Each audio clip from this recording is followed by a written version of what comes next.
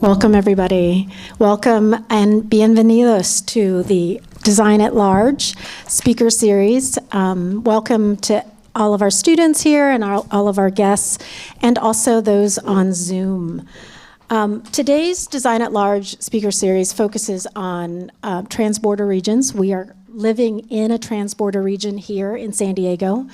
And also we're going to be talking about immigrant integration, how we actually receive, how welcoming we are to immigrants, not just in this region, but throughout the state of California. And we've got some great panelists here who are experts on these topics, and I'm really excited that they've joined us today. I think most of our communities are actually quite welcoming to immigrants. We just need the tools, the policies to actually help us do that. And so this national narrative of us being anti-immigrant is actually not probably the most common type of reaction to immigrants in our local communities. So with that, I'm going to turn it over to Karthik to tell us about the research that California 100 has been doing around this topic. Great.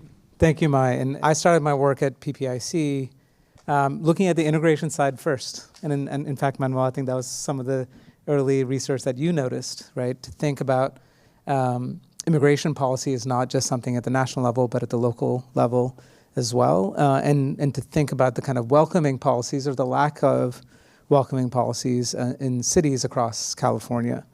And that was before, you saw this wave of restrictionist legislation at the local level that Chris Kobach and a bunch of others proliferated, starting in 2006, 2007.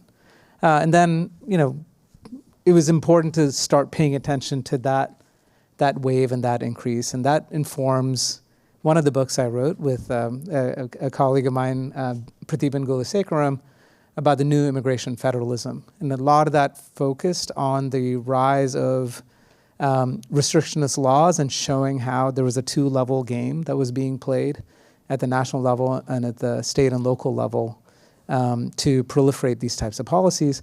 And we ended it with this kind of new wave, starting with DACA and how that had prompted like this new trend in a more integrationist direction. After that, and you'll see this, some of you have been able to pick up this book called Citizenship Reimagined. It was with a grad student of mine at the time, Alan Coburn. He's a professor now at Arizona State, who wanted to dig much deeper into pushing the envelope in terms of how far states like California could go in terms of expansion of rights. And we were the first, and not many people are taking this on just yet, although we did have a front page LA Times story in 2015 that kind of validated this notion of state citizenship. There is a law in the books in California talking about citizens of California, and we remain hopeful for states like California, especially given the news coming out of DC in terms of attacks on reproductive rights, other rights of privacy. There's been erosion of civil rights and voting rights that we've seen over the last decade. To really think about citizenship rights in this expansive way is not only involving immigrants, but Black people and so many others that have been treated as less than, as second-class citizens or not as citizens at all. So that's my own work even before California 100. For the California 100 research, we have the treat of having Professor Manuel Pastor here who'll speak more about that research. You've been seeing this artwork behind me for the various scenarios that we have, that our scholars have built. And essentially what Tai Lei and Manuel Pastor did was work with many experts in the immigration space, and these experts, most of them are not academic, they're the practitioners, to try to understand what are some plausible futures for California. So we're talking about long-term futures where the future might look quite different from what we're taking for granted today. And a couple of things they identified is a long-term future where there may not be that many immigrants coming to California, either because of the aging of the population or because of the kind of context in terms of affordability and lack of access to so many things that make it less desirable a place to be. And then there's also the warmth of welcome dimension, which Manuel and his team have been talking about for quite some time. This is interesting work, but also challenging work. So a couple of weeks ago, Manuel hosted a session at USC where we spoke with immigrant rights activists. And many of them were focusing on the kind of struggles and hopes that they hope to achieve in the next couple of years and preserving those gains. Manuel, I noticed that even when we tried to get people to think into longer term futures, it's hard to do. It's hard when you have organizations that are just kind of struggling with the here and now to try to imagine what those liberatory futures could be. But that's what we're hoping to do with California 100 in so many ways. This time around, Mai has been asking the first round of questions, but I get the privilege to do so today. So first, I'd like to introduce Ahilan Arulanantham. I love Ahilan's Twitter handle, which is, I think it's Ahilan Too Long. Is that what it says? So Ahilan is a professor and co-director of the Center for Immigration Law and Policy at UCLA School of Law. He has successfully litigated a number of cases involving immigrant rights and has argued 3 times before the U.S. Supreme Court, most recently in the fall of 21, on behalf of Americans of the Muslim faith who were targeted by the federal government for surveillance because of their religion in FBI v. Fazaga. Ahilan was senior counsel of the ACLU in Los Angeles, where he worked for nearly 20 years. And in 2016, Ahilan was named a MacArthur Foundation Fellow. So the first question I want to ask Ahilan is to set the stage a little bit, right, in terms of immigrant rights from the Bush years through the Biden years, and then to also talk about your own personal involvement when it comes to litigating on behalf of immigrant rights. And then finally, kind of thinking ahead, what are the kinds of policies California should be pushing the envelope on? Yeah, thank you very much for inviting me, Karthik. And it's a pleasure to be here and to be part of California 100. It's difficult to summarize that history, but it is definitely something that I feel. I came to graduated law school and started working at the ACLU, Immigrants' Rights Project in New York, in the year 2000. And then I came to LA. I was a federal public defender for a couple of years in between in the border sector in El Paso. And then I came to LA and started working at the ACLU of Southern California in 2004, which for most of you is like, before time started, right? Like a long time ago. And I was mostly litigating against the federal government on federal immigration policy, largely deportation and detention policy, but also participating in the kind of immigrants' rights movement work on inclusion at the state level. And I think if you have to summarize, and I'll try and walk through it here in a few minutes, it's a lot, but if I had to summarize, I would say California doesn't wait. And I think that's something actually I heard Cynthia Buiza, who I think is on, has worked with Professor Pastor, say, California has had a very different view than the federal government has had with respect to immigrants' rights and immigrant inclusion for a long time, since I've been doing this work. And for the most part, California does not wait. There's been a very sort of aggressive expansion of differential policy at the state level in California. That didn't happen overnight. It didn't start in 2000 or even in 2004. I'll tell you a little bit about that sort of history now. It's kind of hard to imagine, but if you think about it, George W. Bush, who was the president in 2000 and 2004, his position was he favored legalization of undocumented people, favored quote-unquote amnesty, actually advocated for greater freedom of movement to some extent between the U.S. and other countries south of Mexico and other countries south of the border. That was his position, but of course, just a few months, 9 months into his administration, we had the 9/11 attacks, and that completely changed the landscape. And I think in a lot of ways, we're still living in the shadow of that, even more than 20 years from now, the shadow of the sort of anti-immigrant fervor that arose as a result of it, or that was sort of came out of it, I guess. I'm not sure if it was a cause, but there was an underlying sort of strata, and then it was sort of activated by that. That made federal legislation more or less pro-immigrant legislation basically impossible. In fact, it was the opposite. You had the creation of the Department of Homeland Security. Even the Patriot Act had some provisions that were quite draconian in limited ways, but draconian with respect to immigration enforcement. And here's like sort of my first example. In California, and I should say, sorry, so the DREAM Act, the law that would grant a path to permanent residence for people brought here as youth who are undocumented, it was introduced for the first time in April of 2001. Right, so 4 months into the Bush administration. But of course, after 9/11, it didn't have a prayer of passing at the federal level. But in October, I went back and looked this up, it's so interesting. October 12th of 2001, in California, a bill called AB 540 passed, which is a bill, now it's been modeled in some other states, that effectively makes it possible for undocumented students who have lived in gone to high school in California for 3 years to claim in-state and a few other things, and can claim in-state residency. And it has actually been critical for tuition, obviously for undocumented people, undocumented students in the state system. And what I think is most interesting about it, obviously it's a very important law in its own right, but what's most interesting about it is that timing, right? Like the fact that 9/11 had happened a month before, that didn't prevent people from saying like, oh, of course, we should do this for undocumented youth. It's just like a tiny little thing of what a portion of what the DREAM Act could be. Could obviously authorize if it were actually enacted. It's not the same thing as the DREAM Act, but it's interesting to see that, right? That in 2001, right? There wasn't though the same kind of resistance to federal immigration enforcement policy at the state level during that era to what we see now. Now like the things that Mai was talking about, where you started to get these more aggressive state policies, 287G, federal policies, 287G, the ESCOM programs like this, which were basically designed to get local law enforcement to become part of the federal deportation machinery. Right, those started a little bit late in the Bush administration. There were large worksite raids. You wanted an example of some things I worked on. I represented more than 100 people who were caught, arrested in a worksite raid in Van Nuys in the San Fernando Valley. This is in February of 2008, very late in the Bush administration.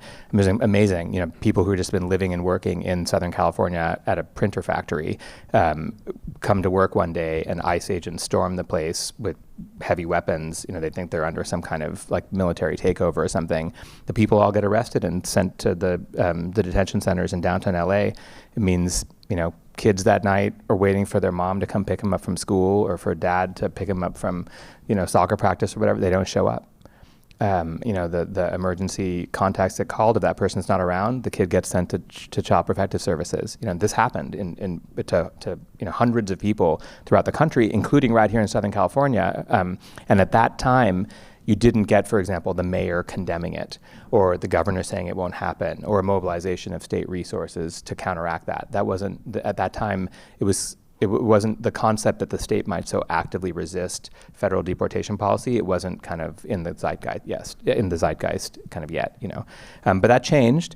It changed largely, I think, because of the Obama administration's expansion of the programs that Mai was talking about. And it's important to remember this is not a red-blue thing, or at least historically has not been that way. I mean, the Obama administration, deported more than 3 million people, more than 1 million people more than the Bush administration over the same period of time, over 8 years. Hey, I want to just time check, about 2 minutes. Yeah, no, I'm with you. And more in his second term than in the first 100 years of immigration law in the history of the country, from 1892 to 1991. It took a little while. One other number I'll throw at you. In California, 479,000 people were deported from California under the Obama administration, during the Obama administration. Just an extraordinary expansion of deportation authority, right? And during that time, as a result, it took a little while, but you started to get state-level resistance. So there was a set of laws known as the Truth Act and then the Trust Act that made it harder for the federal government to get local law enforcement and state-level law enforcement to participate in the deportation machinery. And those expanded until finally in the Trump administration you got even a more aggressive kind of version of that. That's sort of some of the resistance stuff that happened. It's also important to talk about the inclusion side. I mentioned in-state tuition for undocumented people. Other versions of laws like that designed to include immigrants in the economy and society expanded as well. The driver's license bill, obviously, which came in 2014. Actually, there was a law license provision which allowed people to practice law in 2014. And then the Trump administration came, and then we saw it sort of come much closer to the world we live in now, where you have much more aggressive resistance policies. California expanding, saying basically it's very rare that state and local law enforcement can do anything to cooperate with federal deportation policy. It was something called the Values Act in SB 54. And similarly, you get greater inclusion measures, like they try and ban private detention. That's actually something that's still going through litigation. The attempt to expand health insurance for undocumented people, which is expanded to children and then to people age 26, it still hasn't gotten to sort of cover everyone, but it's on its way. And the deportation rate massively dropped, and that's actually the reason why the rate of people being deported during the Trump era in California is actually much lower than it was during the during the Obama administration. That's a product of that California resistance.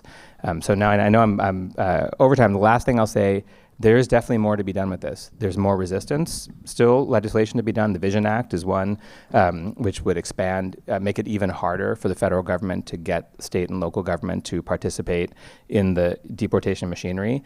And there's more that can be done on the inclusion side. Employment is one that we're looking at, I know, something that me working under sort of the umbrella of California 100, something that we've been looking at a lot.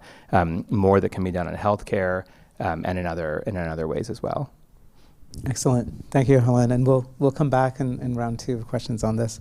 Next, we're joined by another commissioner, Cynthia Flores, who's a board member of the California Agricultural Labor Relations Board, appointed by Governor Gavin Newsom.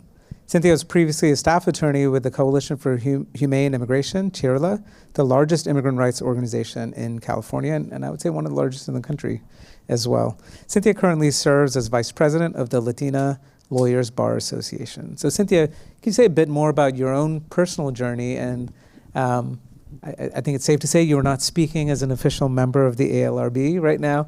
That is correct. It's very safe to say that. Yeah, and kind of what your what you think we should be thinking about long-term futures in terms of pushing the envelope on policy innovation in California. Wonderful. Also delighted to be here. Anytime I get down to UC San Diego or San Diego in general, it's always a good time. So I will start a little bit with kind of a personal background, because it's really informed my decision making in terms of becoming an attorney and practicing direct services, specifically in the removal defense context. I was born and raised in Los Angeles to a single mom who fled El Salvador in the mid-1980s as a consequence of the Civil War, and really thinking about providing a better life for her children. And I'd like to say that she accomplished that, me being a lawyer. My sister's a PhD candidate at UCLA, brother's an engineer, other brother does IT. So shout out to my mom, as always. Importantly, I think what shaped my perspective on immigration was that it was something that I dealt with on the day-to-day basis. My mom was undocumented in the United States for over 30 years. My brother was also undocumented when he arrived at the age of 9. My other siblings and I were born in the United States, so we grew up in a mixed status household. And so notwithstanding the fact that I was a citizen and I knew that this was my home, there was always kind of this lingering fear of whether or not my home was the United States, and if that could be also where my mom would be at, or could be in and live in, and would I ever have to choose between my home or my mom? And so I say that because I think there's a real toll that a lot of folks don't think about when it comes to immigrant communities, largely in part because of what May was talking about, the dehumanization of immigrants. I grew up in a working class household. My mom was a garment worker in Los Angeles. My aunt and extended family were domestic workers. I actually joined in both of that work as a teenager. That really elevated my consciousness as a working person and dictated my passion for serving immigrant working communities. With that, as Karthik mentioned, I am a board member, one of 5, serving in a quasi-judicial role for the California Agricultural Labor Relations Board. It is a board that is tasked with adjudicating claims out of a state law that protects the rights of farm workers to organize collectively to better the terms of their working conditions. And within that work, it's one of the biggest takeaways for me has been that my background in immigration has been a great service for me to understand the population that we're tasked with helping essentially enforce their rights, which is a largely immigrant community. There's a diverse range of statuses, some undocumented, some on special temporary work visas called H-2As, some that are just have like a special visas to cross momentarily as like as day laborers. And so what that's really kind of brought to the forefront of my mind is thinking about how does state government not only provide the policies necessary to empower immigrant communities and integrate them, but also service them. And so thinking about how we are responsible to meet our charge to those folks, notwithstanding their immigration status. Also, as Karthik mentioned, I do have a background as a removal defense attorney. My work was primarily to represent individuals facing imminent deportation before immigration law judges, represented folks both in the detained, meaning that they were detained at immigration detention centers, and also non-detained, so folks that were either out on bond or had never been in immigration custody. And that work was also a very insightful time and period of my life. I actually decided to be a practicing attorney in the removal context in light of the shift in administration, particularly in 2017, when the Trump administration took effect. And was able to witness some of that very real backlash in immigration courts that had real life impact on clients. Things like prosecutorial discretion that from one day to the next didn't apply to individuals and really had them, folks that were not a priority to the previous administration become a priority to this administration, meaning folks that had been in the United States for a really long time, did not have a criminal record, et cetera. And that was an incredible shift in the immigration courts. I also did a lot of work in kind of contextualizing this kind of emerging thought about asylum and for whom asylum was actually readily available. Did some work at the Mexico-US border, doing intakes for asylum seekers or would-be asylum seekers in the United States, dealt with some of the draconian policies that had people wait their turn essentially out on the other side of the border that should have been processed or would have been processed on this side of the border.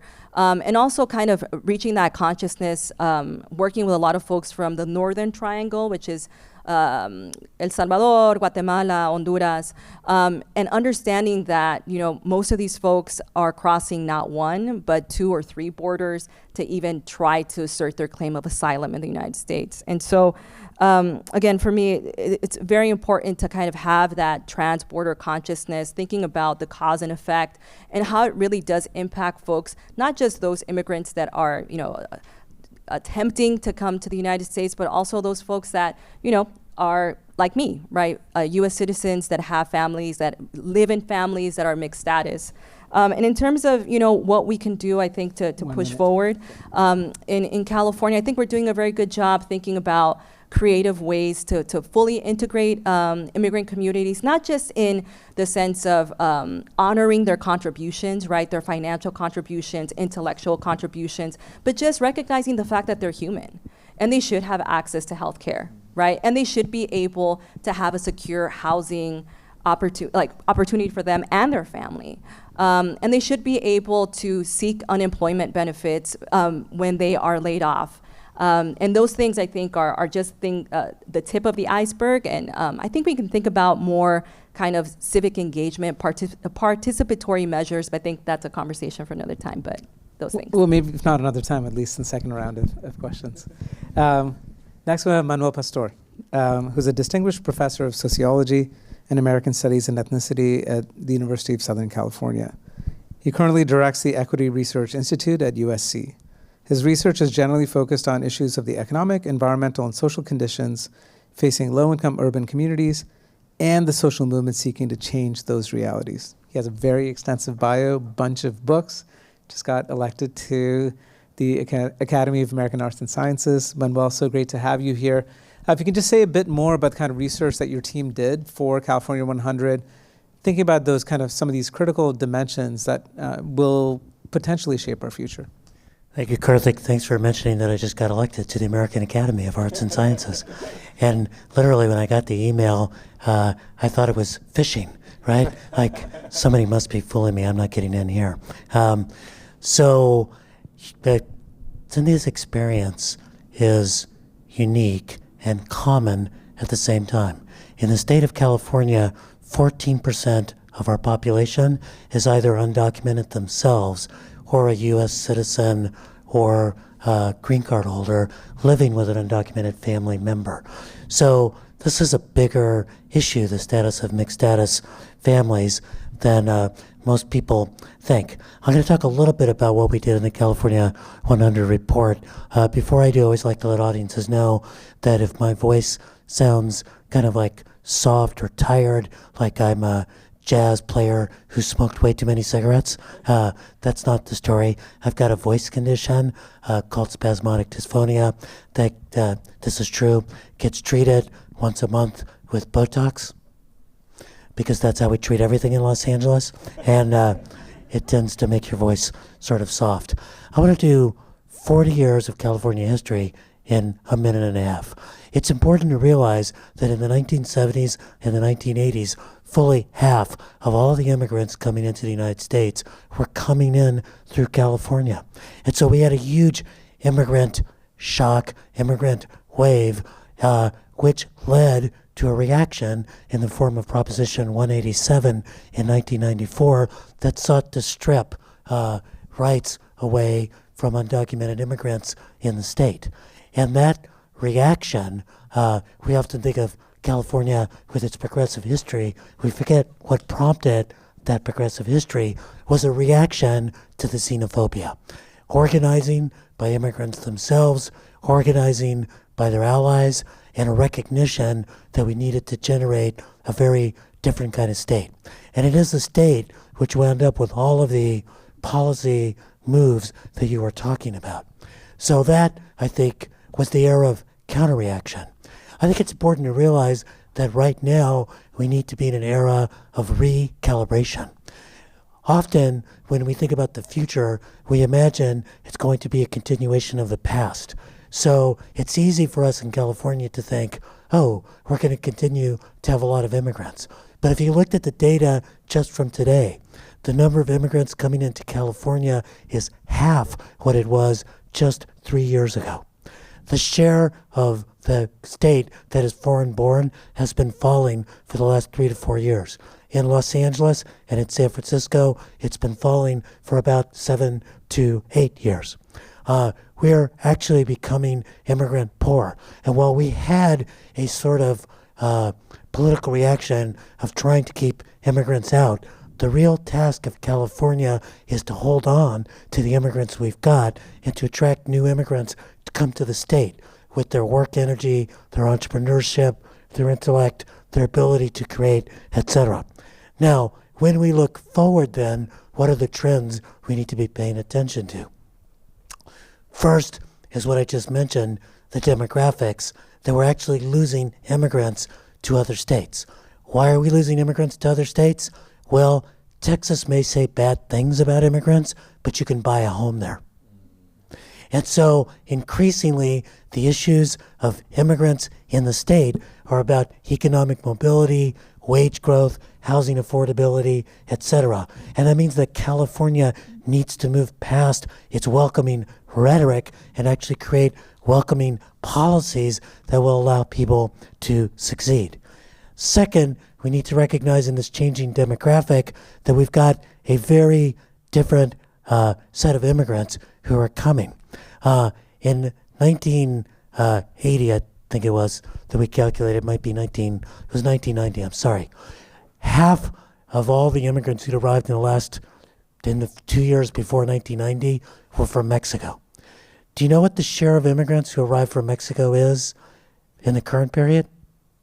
16%.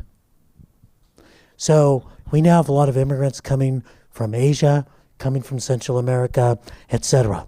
And it means a couple of different things. The biggest of which is that we've got a lot of immigrants who are arriving who are highly skilled and can place well into job markets. But we also have a lot of immigrants who are essentially refugees, particularly from the climate crises and violence crises that are forcing people out of Central America. What that means for a lot of immigrant rights organizers is while they've often said, we need to welcome immigrants because they're going to contribute to our economy, we've got a lot of people arriving who are probably not going to contribute to our economy for 10, 15 years just because of the circumstances in which they're arriving, and they deserve to be treated as though they're worth something, not because of their economic contribution, but simply because they're human beings. Last piece of the trends that I want to point attention to is the aging of the state. Now, when I say the aging of the state, what you probably think, because you're thinking about the past, is white people getting older. And that's been, what's happened in our state, is that we've got an older, whiter population, a younger population of color, often the kids of immigrants. Newsflash, Latinos and Asians, every year, they also get 1 year older. And if you look at the demographic projections for the state, the median age of the white population is actually going to fall over the next 30 years. You know who's going to get older? Latinos and Asians and African Americans. Latino median age is going to increase from about 29 to 43 between the current period and 2060. For Asians, it's going to go from about 48 to about 52 over the same period of time. And unless we address the racial wealth gap facing those communities, we're going to have an older population without the resources to thrive. Those are the challenges facing California. Karthik is looking at me, and I'm so good that when the next question comes, I can sneak in the rest of what I was about to say. Thank you so much, Manuel. And thank you and to Ty for just amazing work as part of California 100. Finally, we have Gustavo de la Fuente. He's the Executive Director of Smart Border Coalition. In this role, he focuses on helping to mobilize partners and stakeholders in coalitions to design and create practical solutions to improve movement for travel through ports of entry in the San Diego-Tijuana binational region. So the question to tee it up is, how can civil society become more involved? We've talked a lot about federal government and state government actors, but how can civil society become more involved in strengthening the binational relationship? And how does this bring prosperity to our border region here in San Diego, Tijuana? And then anything else you would like to add? Anything else? As well? Yes, of course. Again, my name is Gustavo de la Fuente. Thank you very much, Mai. Thank you, Carter, for the question. And the UCSD Design Lab as well. I appreciate the invitation. So I think I'm coming at you from a different angle than the professionals here with me today, in the sense that I represent an organization that whose mission it is to make travel and trade easier across our ports of entry.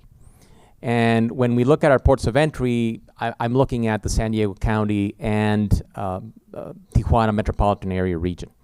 Okay, so I'm speaking to you from that perspective today, and I've been at the helm of this organization for the last 6 years or so. So I get to see different situations, of course, at the border. The border is a very complex thing, but we get to talk to and discuss a lot of affairs that have to do with eligible travelers. Okay, and so-called eligible travelers, right? People who cross the border every day for work, for family, for entertainment, what have you. Many different things happening there. But in terms of what this nonprofit work does, and the sort of the challenges ahead for different organizations like ours, picture something before I start really answering that question, which is every day, just in this region, we have around 140,000 people who come from the Mexican side of the border to the U.S. side of the border. Most of those people are coming here to work. Of course, some of them are students, and some of them are families trying to get in touch with other families, or maybe somebody trying to start a business of some sort. But you're looking at upwards of 100,000 people who live on the Mexican side of the border. Many of them are U.S. citizens. Many of them are green card holders. And they work in San Diego, and they subsidize the San Diego economy every single day of the week, at least Monday through Friday. And it is a very interesting group of people, because when you look at what is really happening at the border is you have all these thousands of people waiting in line 2 to 3 hours every single day to cross the border. It's unconscionable that we're actually allowing this to happen.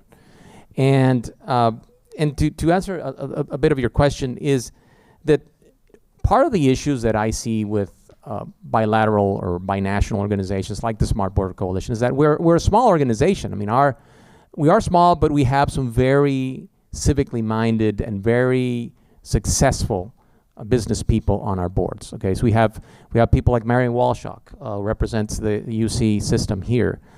We have individuals like Malin Burnham, who's been at the civic leadership for many decades now. And then we have organizations like Taylor Guitars and Kyocera Electronics and Caterpillar, who are on our board. But we also have, and this is the kind of the interesting part about the coalition, is that we have Mexican businesses and Mexican nationals on that board. And we try to keep that balance between those two groups. And they're friends. At the end of the day, this is a group that we'd like to be around each other. And we discuss border issues. How do we make the border smarter? How do we make it more efficient for people to cross that border, especially if you're talking about eligible travelers?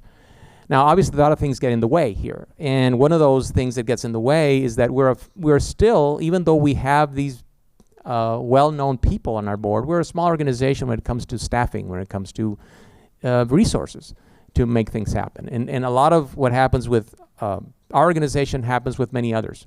So one of the things that we look for is how do we create a stronger platform for these organizations to talk to each other and to actually begin to advocate and really put stakes in the ground as far as these populations that cross the border is concerned. And we don't, just give you an example, we don't have at our port of entry a green policy. Why don't we have a green policy at the ports of entry? Why do we have to breathe 452 tons of CO2 every day on that border? Why is that? So those are things that sometimes we ask ourselves, okay, where's the social justice? Where's the equity? Where's the environmental perspective on this? Where's CARB on this? Where's Cal EPA? So those are the kinds of things that we ask ourselves. And I think partly it's because we're too many small groups working at this. I think also that in terms of working with governments, we need to create this idea of the smart border. And the smart border isn't just about making ports more efficient. It's a lot about, okay, how do we make trade more efficient? How do we make families connecting more efficient? How do we work with the technology community to use some of these available technologies today, like we see here at UCSD and through the research that you do? Why don't we apply some of that at our border and make it more intelligent, right? More smarter. Also, I think that one of the things that we don't have at this border, and which I think would help us, and it would help pretty much all borders, is that we have not developed the concept of what transborder leadership is. So what happens is they throw us into the pool, right? And you got to swim. I was not involved in this kind of work before. I'm coming from private enterprise in Mexico and in the United States, and all of a sudden I'm thrown into the pool, and I'm saying, how does this happen? And there isn't any training for it. There are courses out there. There's other universities here in town who provide some of this, but there's not really, we don't have a toolbox to create these transnational leaders. And I think we need that. I think we need that, especially for young people to get involved in this conversation. Let me just add a few more things, and one of them is the perception that we have and opening up a very purposeful dialogue with media. The media demonizes the border. The border is chaotic. The border is violent. Don't go there. There's nothing going on. We think it's a land of opportunity, to tell the truth. I think but that's something that the dialogue between some of the groups like ours and we have to have those dialogues with organizations like the Union Tribune and others.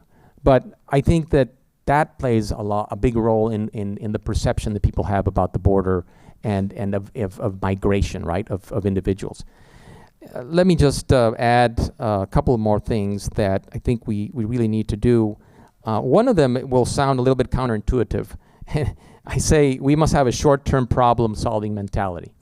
Okay, when we join these groups, these small groups, the mentality is, oh, we have to advocate for something. Oh, it's going to take us 15 years to do that, right? Or 10 years to do this, or 5 years to do that. Just look at this, this system, this trolley system here that I'm looking at. It took 15 years in the making. What we did at the San Ysidro port of entry, and we finished finally in 2019, took 15 years. The new Otay Mesa East port of entry that many of you perhaps have heard about, it started in the beginning of the century, the thought, the planning for that. We can't wait 15, 20 years. And so sometimes when we get into these groups, we think, oh, okay, we have to advocate for this or that. And it's going to take us years to do that, to achieve something. Well, we can't do that.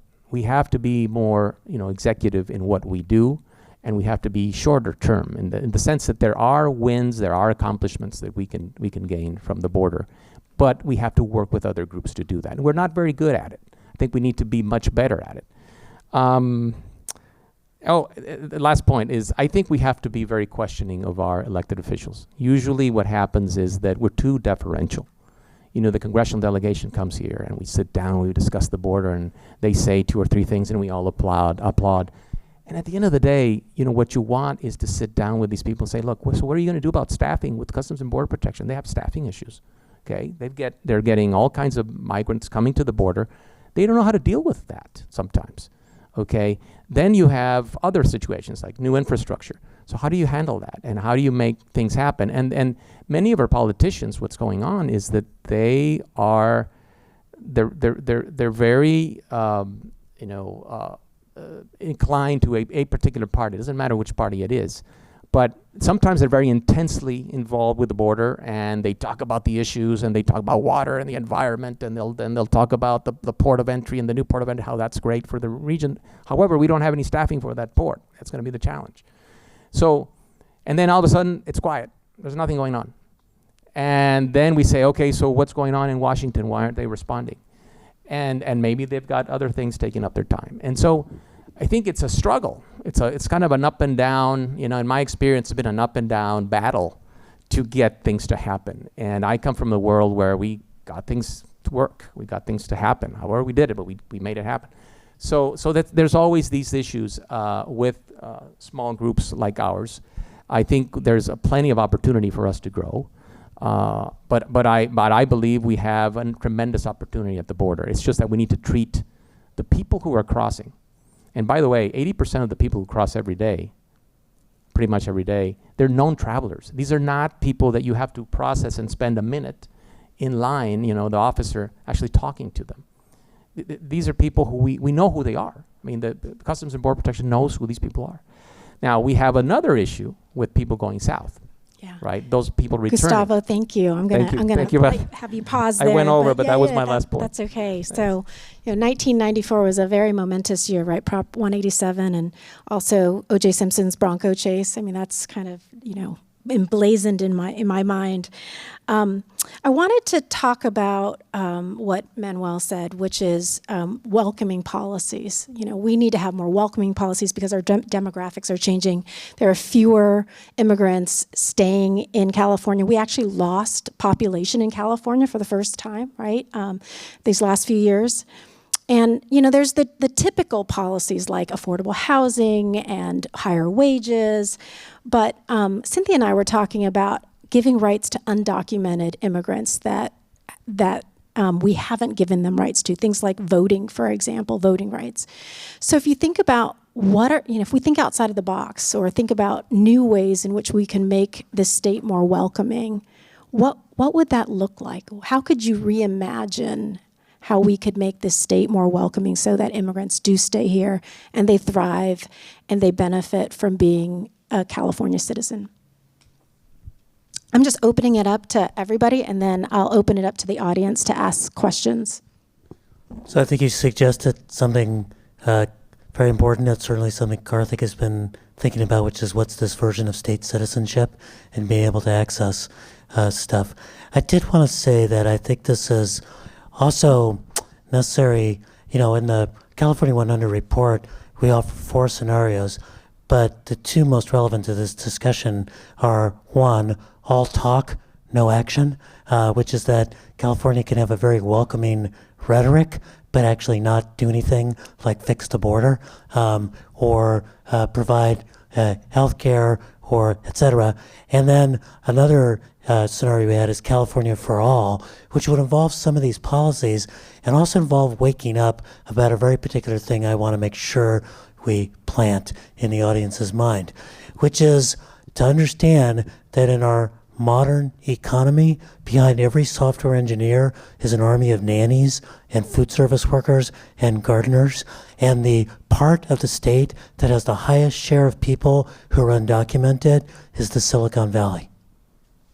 Because we can't run an economy without taking care of our farm workers and our food service workers and our domestic cleaners and everything else. So I would argue that one of the things we need to do is to wake up to that economic reality. The other thing I would argue that we need to do immediately is the number of undocumented folks in the state, it's about 2.2 to 2.4 million, is matched by the number of people who are eligible to naturalize who have not yet naturalized. Naturalize those people and you create the political force to make sure that we get to state citizenship. Yeah, no. Hello, there we go. So picking up on our conversation, I think we are doing a decent job, as I mentioned previously, of honoring and recognizing the financial economic contributions that some immigrants, most immigrants are making in our society. In our state, definitely, by enabling at least conversations about how do we get them access to the infrastructure of civil society, which is social services, right? We're all people and we should be treated with that dignity. But beyond that, I think there needs to be almost like a correlation, right? I think, Manuel, you spoke about, you could buy a home in Texas, right? And what does home ownership mean to folks? It means you're planting your roots, right? You are invested in it. And I'm also a little bit in politics. And you know, one of the things that we talk about is like homeowners are those folks that vote, right? Why do they vote? Because they're invested, right? They're part of that fabric of that neighborhood, of that region, of that community. That's why, you know, thinking about state citizenship and how do we get to a point where we can offer that same level of ownership in defining your own destiny to immigrants. And I think a lot of that has to do with being part of the social civil fabric of, you know, being able to elect whom you want to elect, run for office if you want to, right? So offering those opportunities to immigrants, notwithstanding their citizenship status at the federal level, so that they themselves feel like they can take ownership of where they're at, their own destiny, their life. And I, you know, that's something that I think it isn't too far out, at least, you know, in my humble opinion. Well, I think that it's not too far out in California, but I just moved from North Carolina, and we cannot have these conversations in North Carolina. So it's a little shocking to the system, actually, to hear about undocumented immigrants running for elected office, right? So California is paving the way, I think, for these policy innovations. Let's start calling them citizens of California, no matter, because undocumented is a federal status, right? But there's a lot that California can do for California members. Yeah, and I think on its that, own. I mean, Any questions in the audience? I'll walk around while you keep on talking.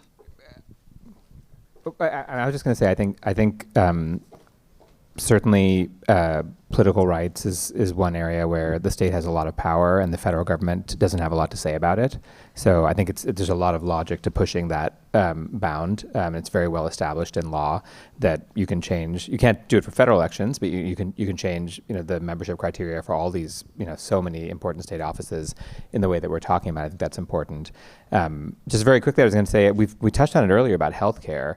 If you you know, there's been a huge movement to do that, and hopefully that will come soon. In terms of like making the state welcoming, what will make immigrants want to stay here? You know, all over the country, including, I'm sure, in North Carolina, people really worry about their health insurance. It's the reason why it's been, virtually impossible to repeal Obamacare, despite the, massive political movement to attempt to do that, because it's such a real material thing. So that's something, we're on the cusp of doing in the state. It's like very close politically and requires sort of a little push to get there. But I think that's a hugely, extremely important one, creating universal health insurance for undocumented people in the state. Hi, I have a question for Gustavo. I was wondering, how do you see the improvement of the legal crossing process as playing into this narrative that, by extension, there are crossings that shouldn't happen or that are illegal? And how much more effective is this work in advancing anti-immigrant in rejecting the advancement of anti-immigrant machinery compared to doing work for advocating for demilitarizing the border or denouncing various smart border movements that make the border crossings more dangerous for people and result in more undocumented people dying when they cross the border? Can you, I think I caught, I'm trying to understand the whole question. It's a long question. But so you first asked me about legal versus not legal or illegal crossings. Let me just take that. I was wondering if you could maybe speculate on how much this work of making the official crossing process plays into this narrative that, by extension, there are crossings that shouldn't be legal, and that, so that was one question. And I was wondering if you could compare this work in, this a movement to make California more welcoming to immigrants, and compare that work to maybe a work of advocating for demilitarizing the border and maybe kind of advocating against smart border tech in parts that are not official entry points. Okay, so I'm going to try to answer that. There's a lot of nuances and questions there. As far as the legal, and it's, first of all, I would say it's very satisfying to be able to help people, in their journey across the border. And I will say that in terms of, and maybe this plays out a little bit in terms of the welcoming aspect of California we were just talking about. When you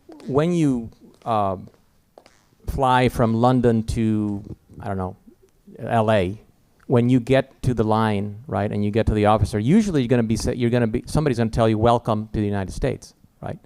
Well, that same experience does not happen for the most part here. Yes, you are a documented individual, but your experience, your journey in terms of traveling across the border is not the same. You're treated differently.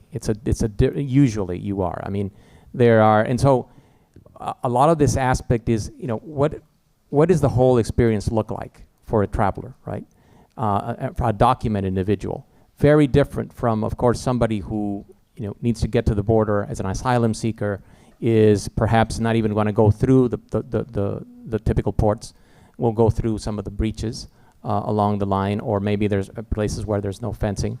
And so it's a very different, I think there are two different worlds, although what happens is that there's been in the recent future, in the recent past, there's been a meshing of, immigrants who want to cross and who want to become asylum seekers, like what's been happening with Russians and Ukrainians, but more Russians lately, that are actually coming to the ports of entry and want to, declare themselves, asylum seekers.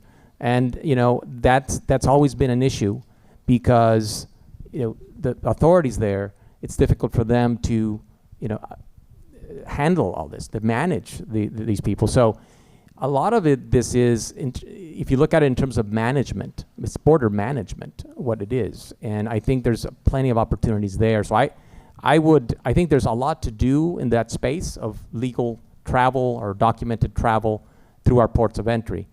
There's many areas of opportunities there, areas of opportunity in terms of how we manage that, I would say.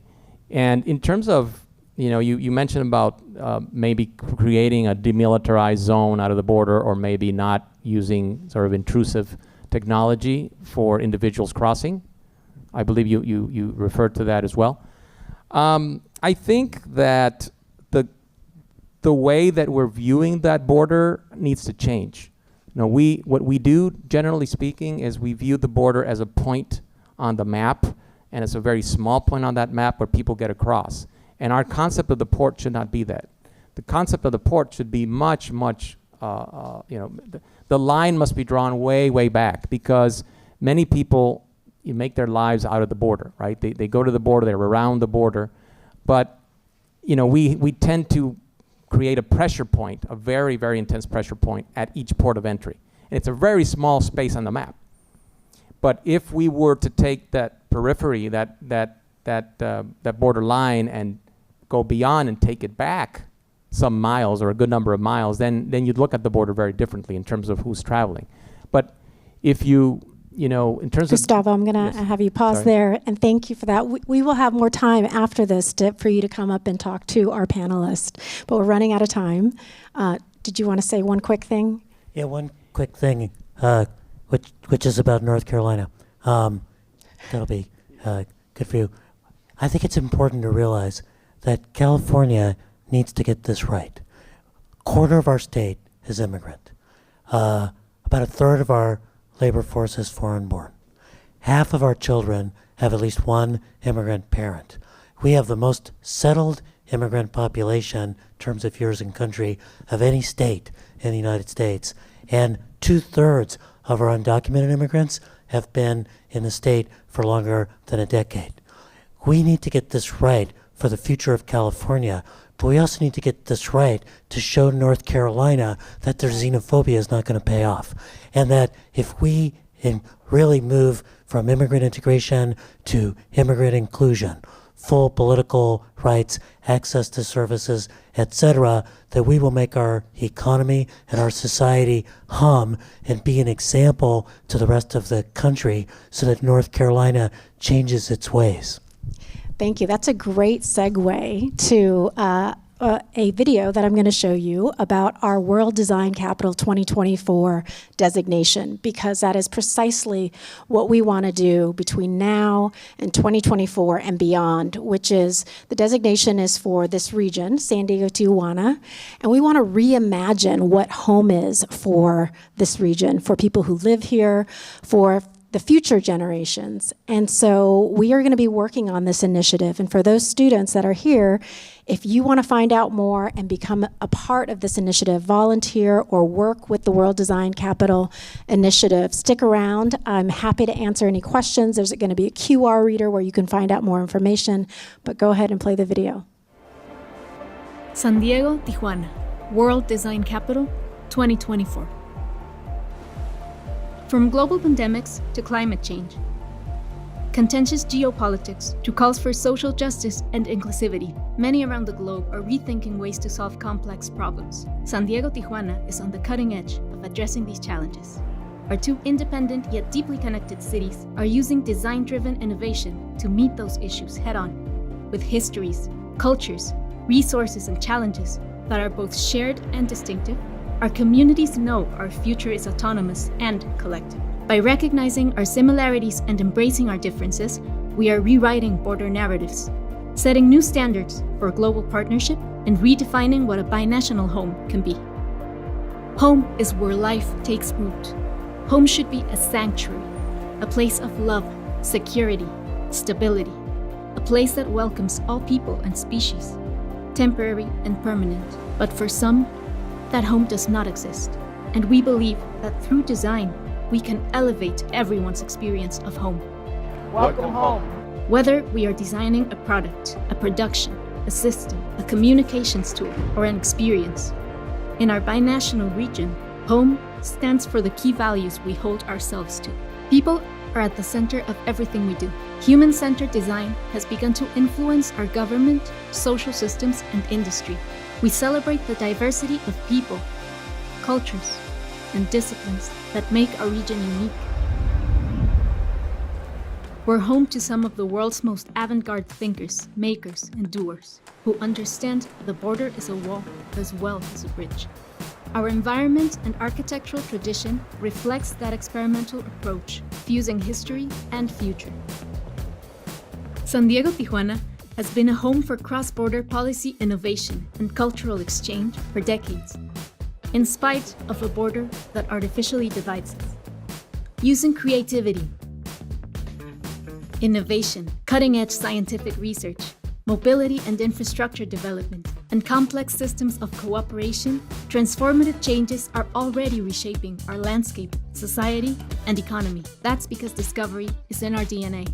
We are interdependent communities of risk takers who have long fostered life-changing experimentation that is improving the world, saving lives, and sustaining critical resources. Design is a key ingredient to those initiatives, ensuring that sustainability, equity, well-being, collaboration, and inclusion enhance the life and legacy of our region. Becoming the World Design Capital will be a catalyst, amplifying these initiatives, creating both local transformation and global conversation, affecting communities far beyond the region. It's time to build a new binational home for design in San Diego, Tijuana. San Diego, Tijuana, World Design Capital, 2024.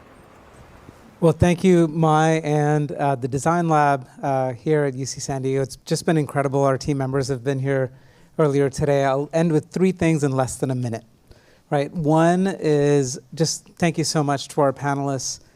Please come up and speak with them. They're all incredible leaders in their own right. Some of you who are interested in some of this kind of future citizenship work, I'm happy to meet you in the lobby and talk more about that. And then finally, get Karthik's book. Yes, it's free. It's free. You can pick up a copy of the book. I'm happy to talk to you about it or sign it or whatever. And then Vincent Rosso from our team. Vincent, if you can just stand up for a second. He's our lead youth organizer. Vincent just graduated from UCR and was a former board chair of the UC Students Association. We're looking to build a movement of young people creating manifestos and a striking call to action for the future of California. We've chosen a date, March 19th, 2023, where we'll have a youth takeover of Sacramento. And so please talk to Vincent about our campus fellowship program, as well as our youth organizing that we hope to build for a much brighter future for California. Thank you, Mai. Thank you, all of our esteemed panelists. Thanks for having us.